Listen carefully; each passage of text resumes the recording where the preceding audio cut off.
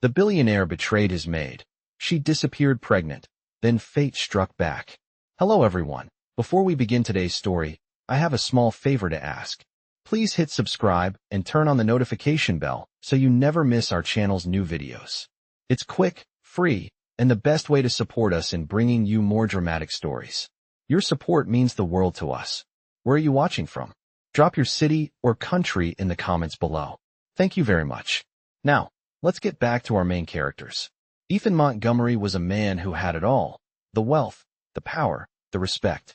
A billionaire who built his empire from the ground up. But despite all the success, something was always missing in his life. And that something was Anna Carter, the maid who had once worked in his household. He had met her years ago, when she first entered his life as nothing more than a mere servant, someone he barely noticed in the busy, glamorous world he was a part of.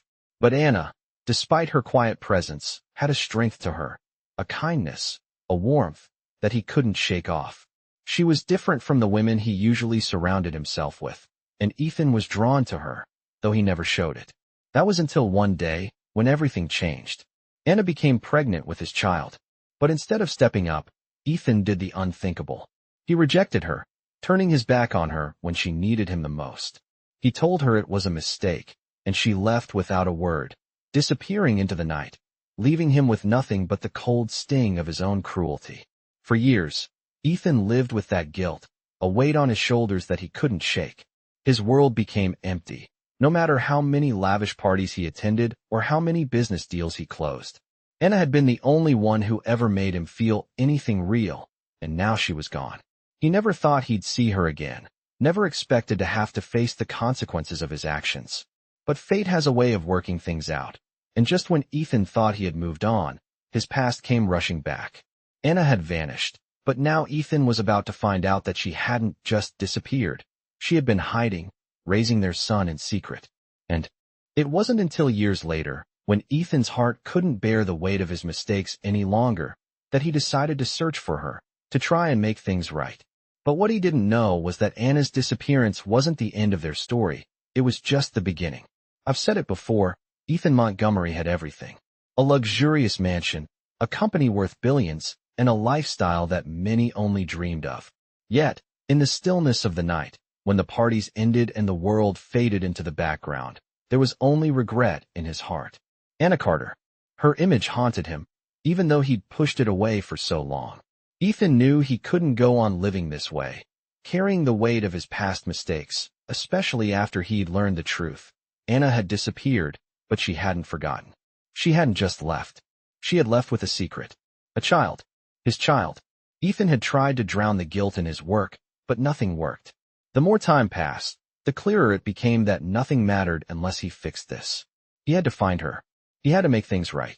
Months had passed since the day he'd hired a private investigator to track Anna down. His obsession with finding her only grew, and each day, his desperation mounted. Anna's absence left a hole in his heart that he didn't know how to fill, no matter how many meetings he had, or how many successful deals he closed. The emptiness was always there. It wasn't until the investigator finally called him one evening, his voice steady but with a tinge of uncertainty, that Ethan's life began to change. "I found her," the investigator said. "She's living in a small town outside of the city. She's been there for years." Ethan felt a rush of emotions: relief, hope, fear. He could finally fix this. He could finally find Anna, and, hopefully, his son. The very next day, Ethan packed his bags and left his penthouse behind. He drove for hours, crossing miles of highways and small towns, until he reached a quiet place that seemed worlds away from the life he had left behind. The town was nothing like the fast-paced, glamorous world he was used to. It was humble, a place where time seemed to slow down. There were no towering buildings, no fancy restaurants, or bustling crowds. It was peaceful, and for the first time in years, Ethan felt a strange sense of calm. But there was still fear. What if Anna didn't want to see him? What if she hated him? His guilt had built a wall between them, one he wasn't sure he could tear down. As he walked down the quiet streets, his mind raced with thoughts of what he would say to her, how he would apologize. He had rehearsed 100 speeches, but none of them seemed right. None of them felt enough. He had been so sure of everything in his life, his success, his power, his wealth. But now, everything felt meaningless without Anna. Without the family he had turned his back on. Ethan finally reached the small house where Anna had been living. It was modest, but well kept. As he stood in front of the door, his heart beat loudly in his chest. He raised his hand to knock, but hesitated. This moment felt bigger than anything he had ever faced before. Finally, he knocked. It took a moment, but then the door opened. There stood Anna, her expression unreadable. Her eyes locked with his, and for a moment, neither of them spoke. The years of separation hung in the air between them, thick and heavy. But in that silence, there was also something else, a flicker of recognition, of something shared that neither had forgotten. Anna didn't say a word, but she didn't slam the door either. She simply stepped back, motioning for him to come inside. Ethan took a tentative step forward, unsure of what to expect. The weight of the years, of his mistakes, hung over him like a cloud. As he stepped inside, he was struck by how different Anna looked. Time had changed her, but she was still the same woman who had once captivated him with her kindness and strength. And as he looked around, he saw their son, a boy, no older than 5 or 6, sitting on the floor, drawing. Ethan's heart skipped a beat. The boy was a carbon copy of him. The same eyes, the same jawline. This was his son. The reality of the situation hit him all at once. He had missed so much of his son's life, and now he had to face the consequences of his absence. But it wasn't just about the past. It was about the future. Ethan had a chance to make things right, to rebuild the family he had broken. As Anna watched him, her face still unreadable, Ethan found his voice. "I'm sorry," he said, the words barely escaping his lips. "I should have never left. I should have been there for you, for both of you." Anna didn't answer immediately, but her eyes softened. For the first time in years, Ethan felt like he was home. I walked into Anna's home, my heart racing with every step. The small house felt like a world away from the cold, towering mansion I had left behind. The air was warm, filled with the smell of fresh bread, and there was a quiet hum of life that I had never appreciated before. As I stood there, unsure of how to proceed, Anna's son, Luke, looked up from his drawing. His eyes, my eyes, stared at me with a quiet intensity. The resemblance was undeniable. He was mine. I had missed years of his life, and no amount of wealth could replace that. "His name is Luke," Anna said softly, breaking the silence. I turned to face her, but her expression was guarded. She had every right to be. I had abandoned her, and now I was standing here, trying to make up for it. But how could I possibly undo the past? "He's been asking about you," she added, her voice barely above a whisper. My chest tightened. How could I have been so blind? How could I have walked away from this? "I'm sorry," I said, the words feeling inadequate, but they were all I had. Anna didn't respond right away. Instead, she moved across the room, gathering a few things from the table.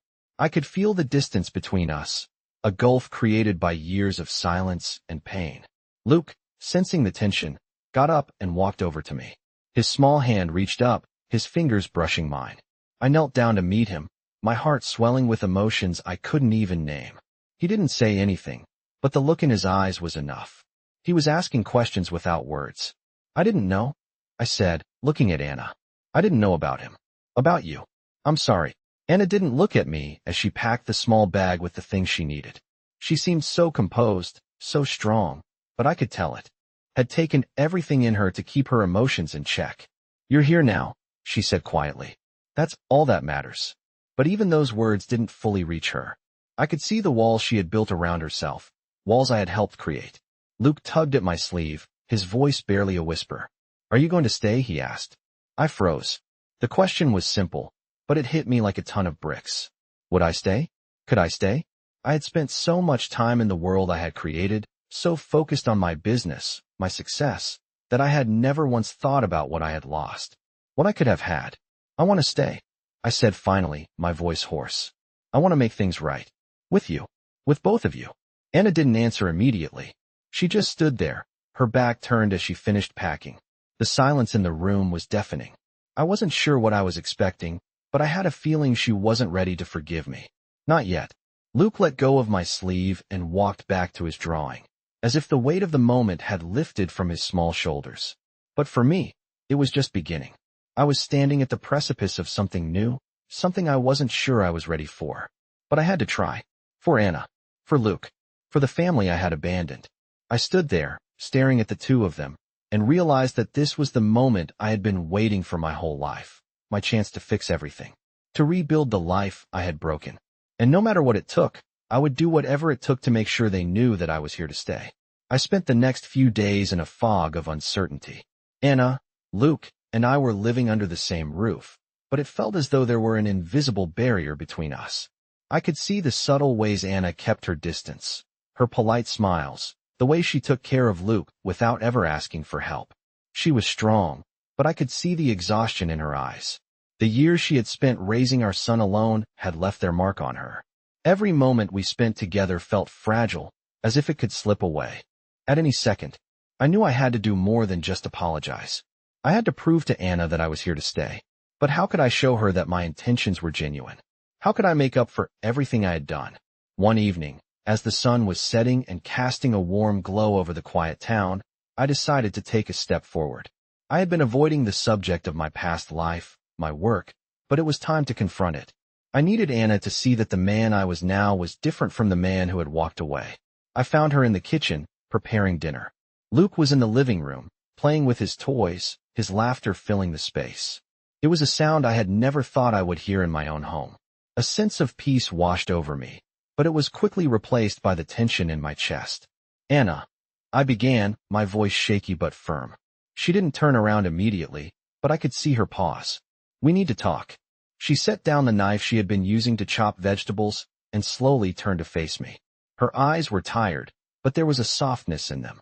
She didn't say anything, just waited for me to continue. I know I haven't been the man I should have been, I said, struggling to find the right words. I don't expect you to forgive me right away. I just want you to know that I am here now, and I'm not going anywhere. She didn't respond, but the silence wasn't uncomfortable. It was as though she was waiting for me to say more, to prove that my words weren't empty. I've been thinking a lot about what I want, I continued. And it's not just about fixing what's broken. It's about building something real. Something I can't do without you. Anna's expression softened, but she didn't say anything. The air between us was charged, filled with the weight of unspoken words. Finally, she sighed and walked over to the counter, picking up a plate and setting it on the table. You're not the man I thought you were, she said quietly, her voice tinged with pain. But you have a chance to be someone better. I felt my heart clench. I knew she wasn't just talking about me. She was talking about us. About what we could be. I'm trying, I said, my voice barely above a whisper. I need you to trust me again. She paused, then nodded slowly. It's not going to be easy, she said. But I'm willing to give you a chance. For Luke. I couldn't help but let out a breath I hadn't realized I was holding. This was the moment I had been waiting for. The chance to rebuild everything. To earn Anna's trust, and to be the father Luke deserved. As I sat down at the table with Anna and Luke, I realized that I wasn't just rebuilding my relationship with Anna. I was rebuilding my life, from the ground up. And this time, I wouldn't take it for granted. I woke up the next morning with a renewed sense of purpose. The quiet house, once filled with the silence of unspoken words, now felt different. It felt like the beginning of something new. Anna was in the kitchen, already preparing breakfast. Her movements were quick, efficient, but there was something in the way she moved, something lighter, as though the weight she had carried for so long was finally starting to lift. I couldn't help but watch her, marveling at how much strength she had shown over the years. She had built a life for herself and Luke, and despite everything, she had kept going. But now, there was a chance to build something together. A chance to make up for the lost time. Luke was sitting at the table, eating his breakfast and chatting about his favorite cartoons. I sat down across from him, unable to contain a small smile as he enthusiastically told me about the characters. It was strange, sitting at that table, having breakfast with them. It felt almost surreal. I had missed so much of his life, his first words, his first steps, and it broke something inside me. But I couldn't focus on the past. I had to focus on the present, on what I could do now. Luke, I said, trying to sound casual, what's your favorite thing to do? He looked up from his cereal, his eyes lighting up. I like drawing, he said, his voice full of excitement. I draw all the time. That's awesome, I said, genuinely interested. What do you draw? He thought for a moment, then smiled. I draw pictures of you, Daddy. My heart skipped a beat. It was the first time he had called me that. It felt surreal, but in the best way. You do? I asked, my voice thick with emotion. Can I see one of your drawings? Luke nodded eagerly, jumping up from his chair. He ran to the small table in the corner of the room, where a pile of crumpled paper sat. He pulled out a drawing and handed it to me. It was simple, a stick figure with big, round eyes, holding hands with another stick figure. Above them was a sun with rays shining down. It wasn't much, but it was enough. It was his way of showing me that, despite everything, he still wanted me there. He still wanted me to be a part of his life. I could feel my eyes welling up, and I quickly blinked away the tears. This is beautiful, I said, my voice shaky. I love it. Luke beamed with pride, and for a moment, the room was filled with a sense of warmth, of belonging. I didn't know what the future held, but I knew this moment, right here, was the beginning of something new, something I could hold on to. After breakfast, Anna and I went for a walk through the small town. It was a peaceful, quiet place, nothing like the fast-paced world I was used to, but there was something comforting about it, something grounding. As we walked side by side, I could feel the distance between us slowly closing. I wasn't sure if we would ever go back to how things were before, but maybe that wasn't the point. Maybe we didn't need to go back. Maybe we needed to build something entirely new. I'm glad you're here, Anna said after a long silence. But it's not going to be easy. I nodded. I know, but I'm willing to try. I'll do whatever it takes. She looked at me, her expression unreadable, but there was a flicker of something in her eyes. Hope. Maybe. We'll see, she said softly. But I'm not making promises. And that was okay. I wasn't asking for promises. I was asking for a chance to prove that I could be the man they deserved, that I could be the father and partner Anna had never asked for, but desperately needed.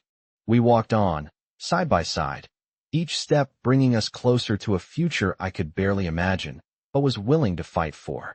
Luke's drawing was still in my hand, a symbol of hope, of a second chance.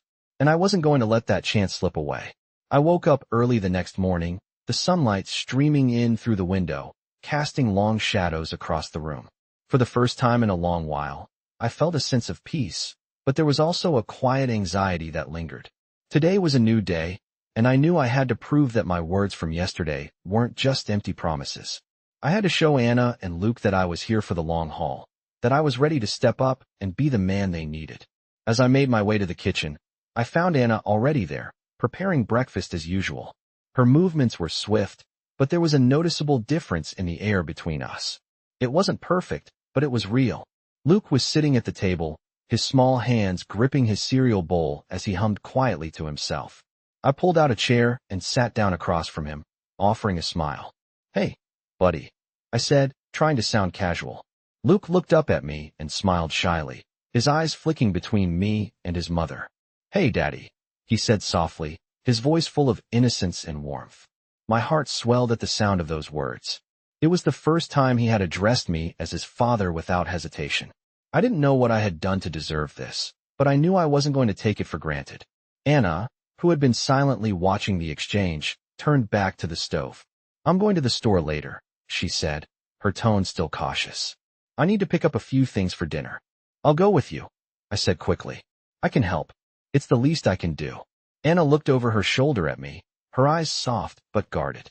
She didn't respond immediately, but I could tell she was considering it. It's just a quick trip, she said finally, not entirely convinced. I'll be fine. But I wasn't going to back down. I stood up, walking over to where she was, and gently placed my hand on her shoulder. Anna, I'm serious. Let me help. I want to be here. I want to do this right. She froze for a moment, then turned to face me. Her eyes were tired, but there was a flicker of something else in them. Trust? Maybe. But it was a small step. Okay, she said quietly. Thank you. As we drove to the store, the quiet between us felt less strained. We didn't talk much, but there was a sense of understanding, of beginning to find our way back to each other. Luke was in the back seat, chattering away about his favorite cartoons, and for a moment, I could almost forget the mistakes I had made. But they were still there, lingering in the back of my mind. After we finished shopping, we drove back to the house, and Anna and Luke went inside while I unloaded the groceries from the car. As I placed the bags on the kitchen counter, I realized something. I wasn't just helping Anna with the shopping. I was helping to rebuild what I had lost. I was trying to become the person they deserved, and though it wasn't going to be easy, I was willing to put in the work. When Anna came into the kitchen to help with the groceries, she caught me looking at the bags, lost in thought. "You okay?" she asked, her voice soft. I nodded, offering a small smile. "Yeah, just thinking." She didn't press, but I could see the slight change in her expression, as if she understood what I was feeling. The rest of the day passed in a quiet, peaceful rhythm.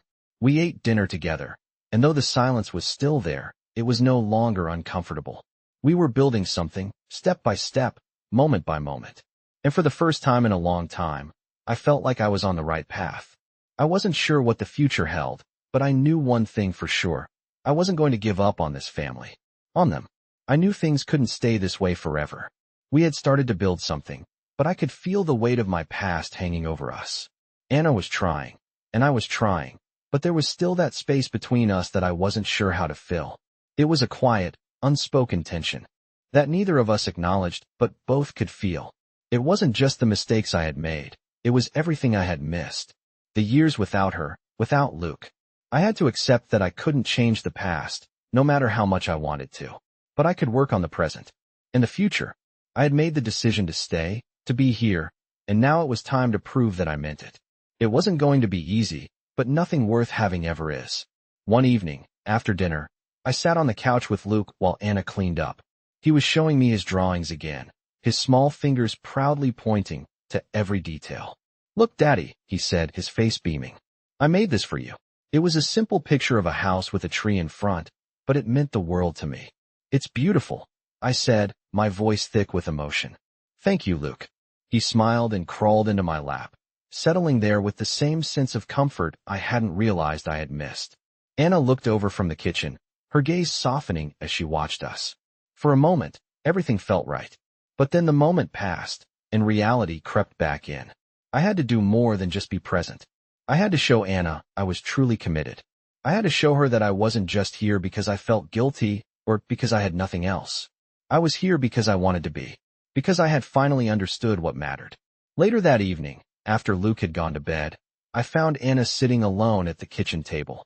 The light from the overhead lamp cast a soft glow on her face, and for the first time in days, I saw the exhaustion in her eyes. It wasn't just the weight of single-handedly raising a child. It was the weight of everything we hadn't said to each other. I sat down across from her, the silence between us thick and heavy. "Anna," I began, my voice low. "I know I've said this before, but I'm not going anywhere. I'm here for you. For both of you." She looked at me, her eyes unreadable. "I'm trying, Ethan," she said quietly. "But it's hard. It's hard to just forget everything that's happened." "I don't expect you to forget," I replied.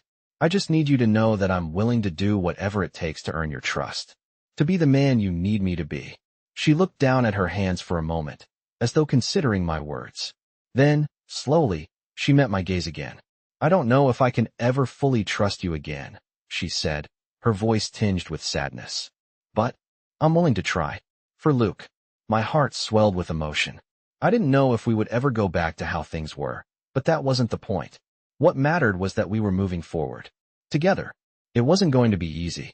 There would be times when things felt uncertain, times when the past would creep back into our thoughts.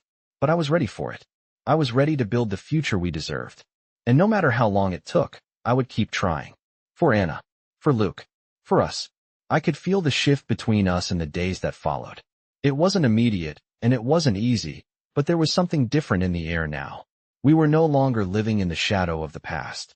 Each morning, as the sun rose over the small town, I found myself waking up next to Anna and Luke, the sound of their voices filling the house. It was the kind of peace I never realized I had been missing. Anna and I had begun to settle into a rhythm, one that felt comfortable, though still cautious. We had our moments, small, quiet ones, where we could feel the bond between us growing stronger. But there were still days when the weight of everything we had been through seemed too much to bear. I wasn't expecting things to be perfect. I wasn't asking for perfection. I just wanted to be a part of their lives, to be the father Luke deserved and the partner Anna needed. That evening, as the three of us sat down for dinner, I noticed something. Anna wasn't just cooking with the usual focus she always had. She seemed lighter, as though a weight had been lifted, even if only a little. Luke was laughing, his laughter filling the room like music, and I couldn't help but smile. This was the life I had wanted, the family I had longed for. Daddy, can we go? To the park tomorrow? Luke asked between mouthfuls of food, his eyes bright with excitement. I looked at Anna, who was setting the plates down on the table, and she gave me a small nod. It was a simple request, but to me, it felt like more. It felt like a sign that we were moving forward. Of course, I said, smiling at Luke. We'll go to the park tomorrow. How about we make a whole day of it? His eyes lit up even more, and I couldn't help but feel a deep sense of gratitude. This was what mattered. Not the business meetings, not the money, but moments like these. After dinner, Anna and I cleaned up together, side by side, our movements synchronized in a way that felt natural. We weren't talking much, but it didn't matter. The quiet between us was no longer uncomfortable. It was the kind of silence that comes with understanding, the kind that comes from being present with each other. Once Luke was in bed, Anna and I sat down on the couch, a comfortable distance apart, but close enough to feel the warmth of each other's presence. We didn't need to say anything right away. Sometimes, just being together was enough. Finally, Anna spoke, her voice soft. I never thought I'd see this day, she said, looking down at her hands. I never thought I'd be able to trust again. But I think we're getting there. I took a deep breath, my heart swelling at her words. I know it's not easy, I said, my voice thick with emotion. But I'm here. I'm here for you, for Luke. I'm not going anywhere. She looked up at me then, her eyes searching mine. There was still caution there, but it was fading. I'm still not sure where this will go, she said quietly. But I'm willing to try. For us. I nodded, feeling a weight lift off my shoulders. I didn't need her to make promises. I didn't need everything to be fixed overnight. I just needed her to know that I was there, that I was willing to work for it. That's all I ask, I said softly. We sat in silence for a few moments, and then I reached out, gently taking her hand in mine. It was small, but it was something. It was the first step towards something real, something that could last. For the first time in a long time, I felt like I was exactly where I was supposed to be. As the days passed, I started to feel something I hadn't felt in years, hope. The kind of hope that comes from knowing you've been given a second chance, a chance to rebuild what was lost. Things were still far from perfect, but they were real. Every day, I found myself spending more time with Anna and Luke, and every day, the bond between us grew a little stronger. The silence that had once filled the house was now replaced with laughter, with conversations that went on long into the evening. We weren't just going through the motions anymore. We were truly living. One afternoon, as I sat with Luke, helping him with his homework, I found myself feeling a sense of pride that I had never known. He was so much like me in some ways, but so different in others. He had this energy, this zest for life, that made me realize how much I had missed. Daddy, can you help me with this? He asked, holding up his math worksheet. I smiled and nodded, sitting down beside him. Of course, buddy, I said, feeling a warmth spread through my chest. Anna was in the kitchen, preparing dinner, but I could see her watching us from the doorway, her expression softening as she saw the way Luke and I interacted. It was moments like these that reminded me why I was fighting so hard to make things right. Later that evening, after dinner, we sat together on the couch, watching a movie. Luke was curled up between Anna and me, and I realized how much I had taken for granted in the past, how much I had missed. Anna, too, seemed to be settling into this new life. There was still some hesitation in her, a part of her that was guarding herself, but she was slowly letting me in. I could feel it in the way she would smile at me when she thought I wasn't looking, in the way she would touch my arm lightly when she passed by. It was small, but it was something. I've been thinking, Anna said one evening, her voice breaking the comfortable silence that had settled over us. I turned to her, my heart racing with anticipation. About what? I asked. She hesitated for a moment, then looked at me with a soft, uncertain smile. Maybe we could go away for a weekend. Just the three of us. A fresh start, somewhere new. The idea caught me off guard, but it felt like the right step. It felt like we were taking a leap, moving forward. I nodded, a smile tugging at my lips. I think that's a great idea, I said, my voice thick with emotion. We deserve that. The next few weeks were filled with small, but significant moments. We spent weekends together, going on trips, exploring new places, and enjoying each other's company. Each day brought us closer, and I found myself falling in love with Anna all over again. Not just for who she was, but for the woman she had become, the woman who had survived so much, and yet still found room in her heart for me and Luke. I had no illusions that everything was perfect now. We still had work to do, and there would be hard days ahead. But for the first time in a long time, I felt at peace with where we were. We were a family, and that was enough. One evening, as we sat together on the porch, watching the sun set over the horizon, Anna turned to me, her eyes filled with a softness I hadn't seen in years. "Thank you," she said quietly, her voice barely above a whisper. "For staying. For being here." I looked at her, my heart swelling with emotion. "Thank you for giving me the chance," I said, reaching out to take her hand. As the sun dipped below the horizon, I realized something. This wasn't just a second chance. It was a new beginning. And no matter what came next, we would face it together. We were finally home.